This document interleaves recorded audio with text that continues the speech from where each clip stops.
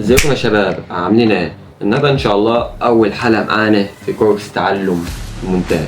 النهارده ان شاء الله هنتعلم ازاي انك تعرف تقص لقطات من الفيديوهات، زي مثلا لقطه مش عاجباك في فيديو معين، او لقطه مثلا هي تحسها زياده على الفيديو فانت عايز تحذفها وما انتش عارف.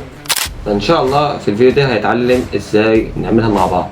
ما تعقدش الدنيا ابسط من كده بكتير. يعني القص من الفيديوهات تعتبر اهم حاجة لاي واحد صانع محتوى، ولو انت طبعا بتسأل ليه فانت هتعرف من خلال الفيديو. فتابع الفيديو للاخر، ولو انت مش مشترك بالقناة فما تنساش تشترك عشان ان شاء الله يوصلك كل جديد. فيلا بينا بالشرح. يلا بينا.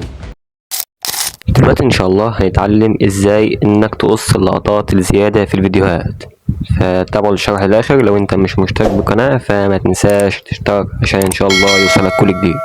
دلوقتي هنختار فيديو من الفيديوهات اللي عايزين نقص منها اللقطات. دلوقتي هنختار فيديو علشان مثلا يعني في الفيديو طبعا في لقطة زيادة ما احناش عايزينها، فاحنا عايزين نقصها ونمسحها.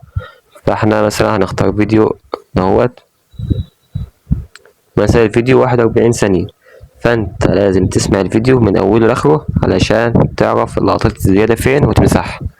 فطبعا قبل ما اشغل الفيديو فاحنا عندنا كام ايقونة تحت كده، اهمهم طبعا يعني كلهم مهمين، بس اهمهم ايقونة التعديل ده، فديت اللي جواها الايقونات كلها، زي مثلا تتحكم في السرعة وتضيف حركات ومش عارف ايه بقى، ده كله ان شاء الله هنشرحه يعني. فانت طبعا عشان يعني تتك على ايقونة التعديل عشان تعرف توصل لايقونة القص، فانت يعني ممكن حالتين تتك على شريط الفيديو فهو هيضغط لك لوحده على ايقونة التعديل، او ايقونة التعديل اهيت، فانت يعني بكل بساطة خالص اهي هتتك عليها، يعني كده بقى بيجيب لك الايقونات كلها. يعني ايه يعني دلوقتي ايقونة قص في ده كله اللي هي التقسيم ده، فدي تعتبر اهم ايقونة موجودة. ازاي بنستخدمها بكل بساطة خالص. فانت مثلا بتحدد يعني مثلا الفيديو فيه مثلا حوالي كام ثانية زيادة، فانت بتحدد بداية الزيادة لنهاية. مثلا لسه ما شفناش الفيديو فانا بس بوريكم يعني.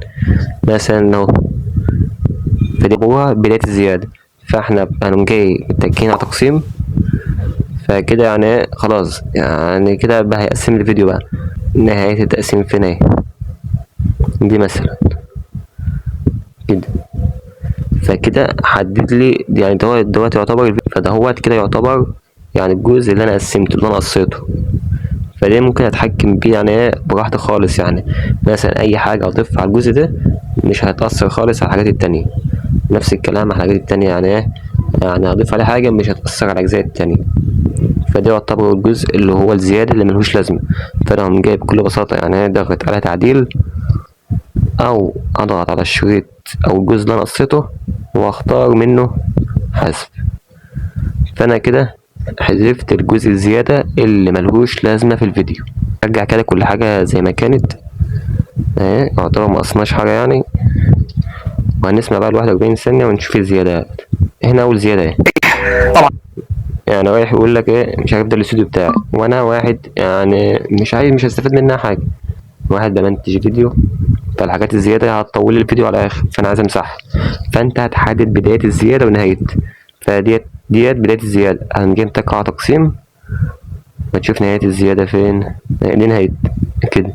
فكده قسمناها، كده بقى مقطع لوحده خالص منعزل منفصل عن المقاطع التانية، مهما عملت عليه مش هيأثر على الحاجات التانية. ونجي بكل بساطة عاملينه ايه مسح أو ديليت، فكده مسحناه.